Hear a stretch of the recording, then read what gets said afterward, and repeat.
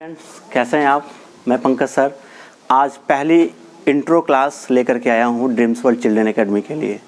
उम्मीद है आप इसे बेहतर तरीके से ध्यान देंगे और उसको राइट डाउन करेंगे, एक प्रॉपर नोट्स बनाएंगे और डे बाय डे आपको पूरा का पूरा एक चैप्टर क्लियर कराऊंगा।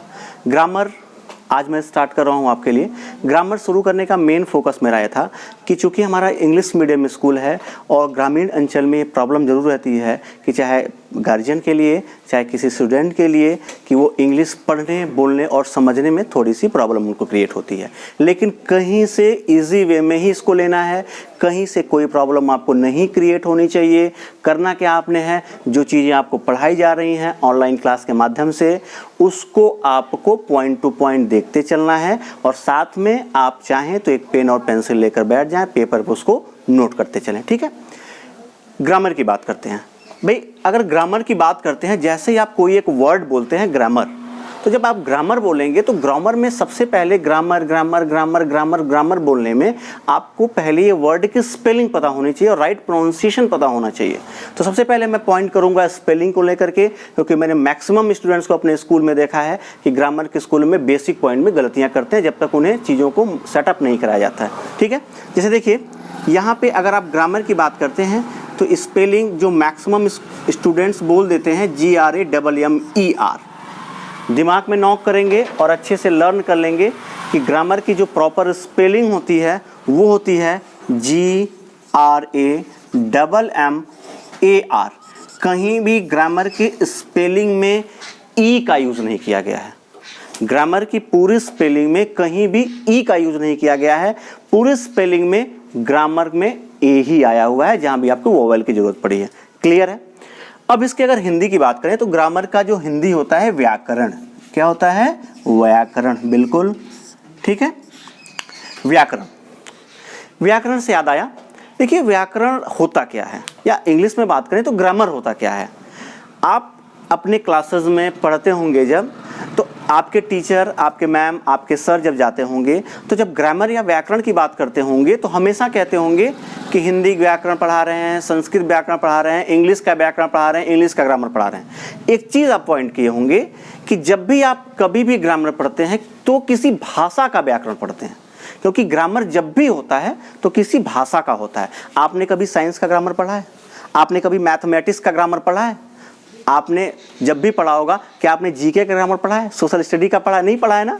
इसका मतलब आपने जब भी ग्रामर पढ़ा है तो या तो आपने संस्कृत का पढ़ा है, या तो आपने इंग्लिश का पढ़ा है, या फिर आपने हिंदी का पढ़ा है। भाई अगर आप और जाएंगे, कन्नड़ में जाएंगे, तेलुगु में जाएंगे तो हर भाषा का व्याकरण है। लेकिन अगर आप व्याकरण पढ़ रहे हैं तो जाहिर सी बात है वो किसी भाषा को ही पढ़ रहे हैं, किसी लिटरेचर को पढ़ रहे हैं।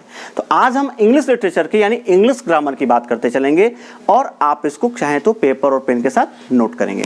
भाई व्याकरण होता क्या है? ग्रामर की बात करें तो ग्रामर होता क्या है? आप जानते हैं कि जैसे मान लीजिए ग्रामर की अगर सेंस की हम बात करें तो व्याकरण होता है, और व्याकरण में आप चीज़ों को समझने का प्रयास करते हैं। जैसे मान लीजिए आप कोई एक भाषा बोल रहे हैं, जैसे मान लीजिए मैं हिंदी में बात करूं, आपने कहा हिंदी से मैं शुरू करता हूं, क्योंकि हिंदी आपकी मदर टंग, आपको पता होगी। हिंदी में आप कहते होंगे, जैसे मान लीजिए जाऊंगा घर खाऊंगा मैं आम। अगर इस शब्द की बात करें, जाऊंगा घर खाऊंगा मैं आम, अब इस बात को तो हम समझ चुके हैं। अगर हम देखें तो इसको बेहतर ढंग से समझ चुके हैं कि जाऊंगा घर मैं खाऊंगा आम, लेकिन क्या ये भाषा की शब्दावली जो यूज मैंने किया है, जो चीज मैंने कहा, क्या वो शुद्ध है? बिल्कुल नहीं। ये हमारा व्याकरण इसे कैंसिल करता है, इसे इग्नोर करता नहीं। आप अपनी बात को कह सकते हो, लेकिन बात कहना अलग चीज है, लेकिन किसी बात को एक वे में कहना, एक तरीके से कहना, ये हमें व्याकरण सिखाता है। व्याकरण क्या बताता है कि भाई जब भी आप कोई बात बोलेंगे तो सबसे पहले सब्जेक्ट आएगा। सब्जेक्ट इन द सेंस विषय का नहीं, यानी डूअर ऑफ द वर्ब, क्रिया को करने वाला है, जिसके बारे में बात की जा रही है वो आना चाहिए।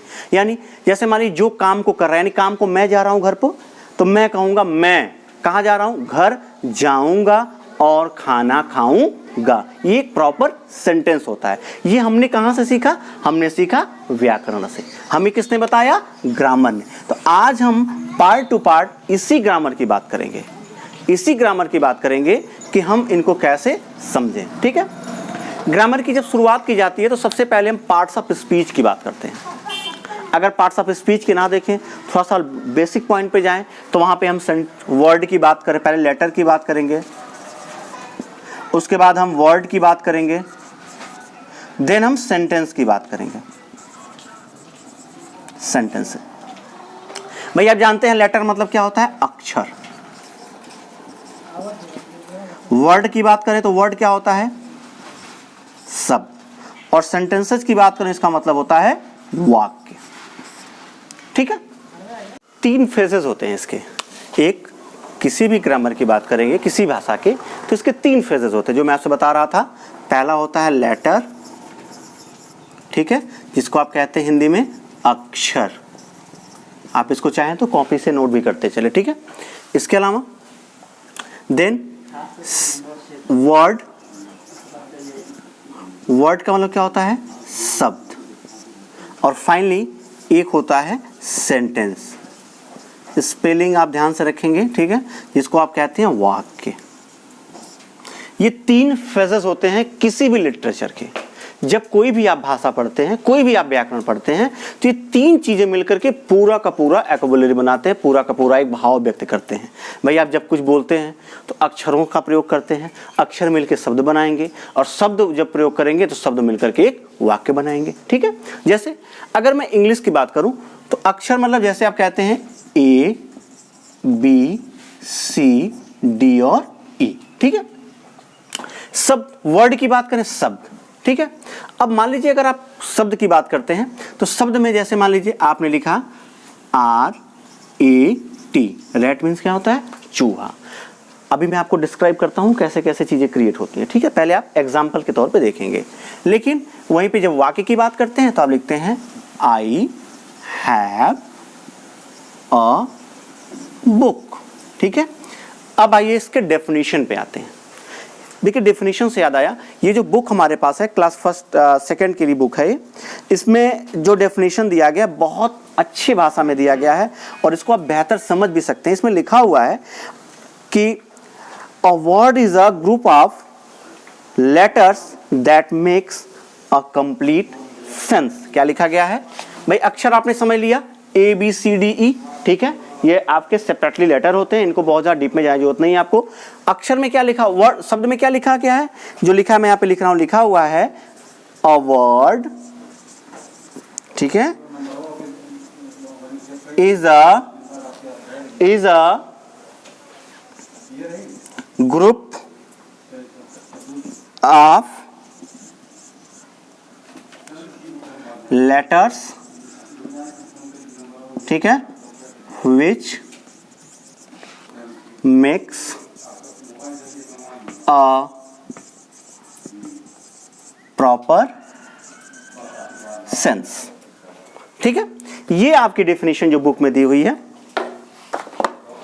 इसके भी आप पे बात करते हैं। लिखा गया है a word is a group of letters which makes a proper sense। ठीक है, इसको आप कॉपी पे नोट भी करते रहेंगे और जिनके पास बुक है बुक में देख लेंगे, पहला लेसन है। ठीक है, लिखा गया है a word is a group of letters. ये जो शब्द होता है, वर्ड मतलब शब्द, शब्द क्या होता है, ग्रुप ऑफ लेटर्स, अक्षरों का समूह।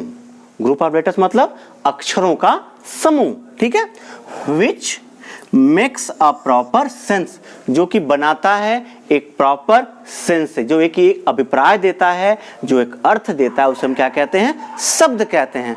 जैसे मान लीजिए मैंने कहा यहाँ पे, जैसे मान लीजिए आपने लिखा है, भाई अगर आपसे मैं बात करूं कि how many letters in English alphabet, कितने लेटर्स होते हैं इंग्लिश अल्फाबेट में, तो आप तुरंत कहेंगे सर 26 लेटर होते हैं, 26 लेटर्स होते हैं। ठीक है, 26 लेटर्स को हम 2 बार में, ये हमारे लेटर्स होते हैं।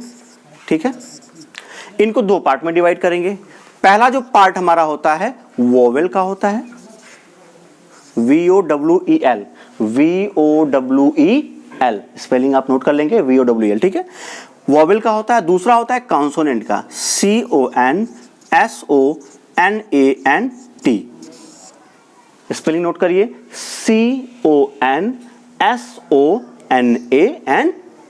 कॉन्सोनेंट। ठीक है, अब देखिए यहाँ पे वोवेल और कॉन्सोनेंट में हमने 26 लेटर को डिवाइड किया हुआ है। ठीक है, इसमें वोवेल में क्या है, वोवेल कितने होते हैं, 5, और जो बचे आपके 21 लेटर्स वो क्या होते हैं, कॉन्सोनेंट होते हैं। यानी कि 5 स्वर और 21 व्यंजन। वॉवेल की अगर हम बात करें, वॉवेल की अगर हम बात करें,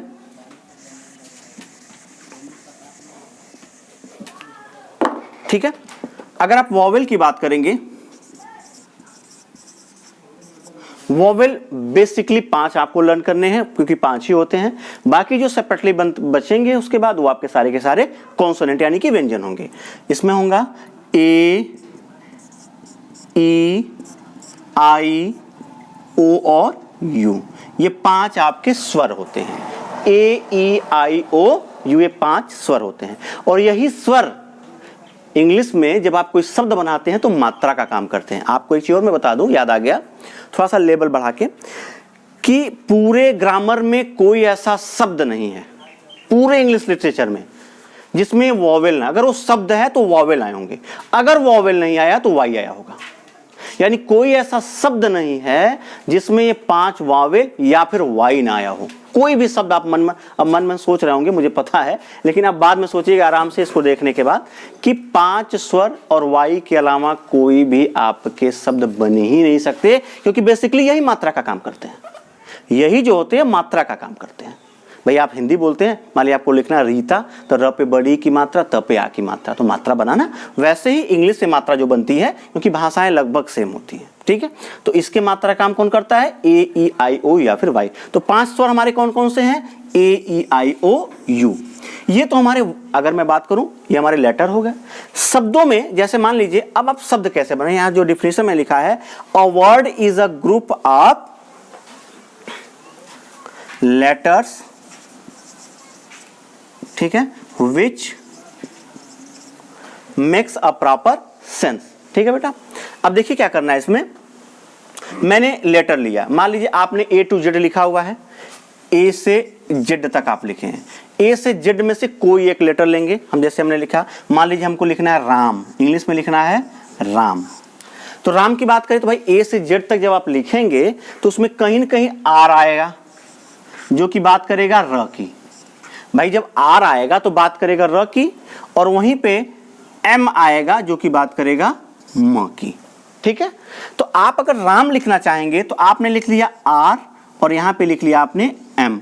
इस मात्रा के लिए भी तो आपने कुछ लिखा ही नहीं। ये मात्रा कैसे बनेगी? यहां से ए आएगा, ए यहां पे आएगा और एक मात्रा बनाएगा और आप बोलेंगे क्या? राम। और देखिए ये वाला लेटर, ये वाला लेटर, ये तीनों अलग अलग लेटर हैं। ये एक अक्षर है, ये एक अक्षर है, ये एक अक्षर है। अगर आप सेपरेटली कहीं आर को लिखेंगे तो अक्षर बोला जाएगा, सेपरेटली कहीं ए को लिखेंगे अलग से तो अक्षर बोली जाएगी, एम को कहीं अलग से लिखेंगे तो अक्षर बोला जाएगा। लेकिन जब इन्हीं तीनों को आप मिला करके कहीं लिखेंगे, शब्दों को मिला देंगे, a word is a group of letters, जब इनको आप ग्रुप कर देंगे, जिनको आप मिला देंगे तो क्या बन जाएगा? एक शब्द बन जाएगा, यानी कि group of letters. Group of letters यानी आर को आपने अलग से लिखा तो लेटर बनेगा, ए को आपने अलग से लिखा तो लेटर बनेगा, एम को आपने अलग से लिखा तो लेटर बनेगा। लेकिन उसी आर को, उसी ए को और उसी एम को जब आप मिला के लिखेंगे तो क्या बनेगा? शब्द बनेगा। क्लियर है बात? इसी तरह से थोड़ा सा अपग्रेड कर दें डेफिनेशन को, तो यहां पे कुछ नहीं करना है। अब आप क्या करेंगे? अभी तक वर्ड जो था वो ग्रुप ऑफ लेटर्स था, लेकिन जब सेंटेंस की बात करेंगे, वाक्य की बात करेंगे, तो क्या लिखेंगे? A sentence. क्या लिखेंगे? A sentence. डिफिनेशन आप देखिए कैसे बनती है, जहां पे आपने वर्ड लिखा था उसकी जगह पे आपने सेंटेंस लिख दिया। इस पहले से था, आप लिखेंगे a sentence is a group of, अब यहां लेटर्स नहीं, अक्षर मिलके शब्द बनाते हैं। ध्यान रखिएगा, अक्षर मिलके शब्द बनाते हैं, लेकिन वहीं पे शब्द मिलके वाक्य बनाते हैं। तो यहाँ पे आप अभी तक लिख रहे थे a word is a group of letters, लेकिन आप सेंटेंस के डेफिनेशन पे लिखेंगे a sentence is a group of words. क्या लिखेंगे? Group of words. A sentence is a group of words which makes a proper sense. Definition clear हो गई? भाई अगर आपने वर्ड की डेफिनेशन याद किया होगा तो इसको भी कर सकते हैं। वहां क्या बोलना था? यहाँ sentence is a group of letters which make a proper sense. Sentence में क्या करना था कि a sentence is a group of words which make a proper sense. भाई अब जैसे आपने आर ए एम राम बनाया था, उसी तरह से आप लिखते हैं राम एक लड़का है। ठीक है, ये क्या बन गया, एक शब्द, दो शब्द, तीन शब्द, चार शब्द, ये तीनों मिलके क्या बन गए, एक वाक्य बन गया। इंग्लिश में क्या लिखते हैं आप, राम, RAM मिलाया तो राम एक शब्द बना, IS बनाया तो एक शब्द बना, और उसके बाद BOY बनाया तो एक शब्द बना। ठीक है, लेकिन जब पूरे को एक साथ पढ़ा आपने, राम इज अ बॉय, तो सारे शब्द एक ग्रुप में हो गए, तो इसको हमने क्या बनाया, वाक्य बनाया। इसको हमने क्या बनाया, वाक्य बनाया। ठीक है, समझ लेंगे एक बार और। लेटर मतलब होता है अक्षर। ठीक है, लेटर मिलकर के वर्ड बनाते हैं और वर्ड मिलकर के सेंटेंस बनाते हैं। डेफिनेशन की बात करेंगे तो word is a group of letters which make a proper sense. वहीं पे जब आप सेंटेंस के डेफिनेशन की बात करोगे तो आप कह सकते हैं कि a sentence is a group of words which make a proper sense. बहुत इजी वे में आप समझ सकते हैं। नहीं समझ पा रहे होंगे तो वीडियो को पॉज कर लीजिएगा, रिवाइज कर लीजिएगा, एक दो बार आगे पीछे कर लीजिएगा। मेरा दावा है चीज़ें आपको बहुत अच्छे ढंग से समझ में आएगी, और उसके बाद आप अपनी बुक को उठाएंगे और जो चीज़ें नहीं समझ में आ रही है बुक में अंडरलाइन करके आप मुझे मेरे व्हाट्सएप पे सेंड करिएगा, या फिर आप कॉन्टैक्ट कर लीजिएगा, तो आपको चीज़ें और अच्छे से समझ में आ जाएंगे। ठीक है, ये हमारा पहला लेटर जो था, पहला जो चैप्टर था द सेंटेंस, ये देखिए क्लियर हो चुका है। आगे हम इस पे प्रैक्टिस दी हुई, इसको आप काम करेंगे, और आगे हम इसके बाद जो है उसको कल की बात करेंगे। ठीक है, it's enough for today, thank you.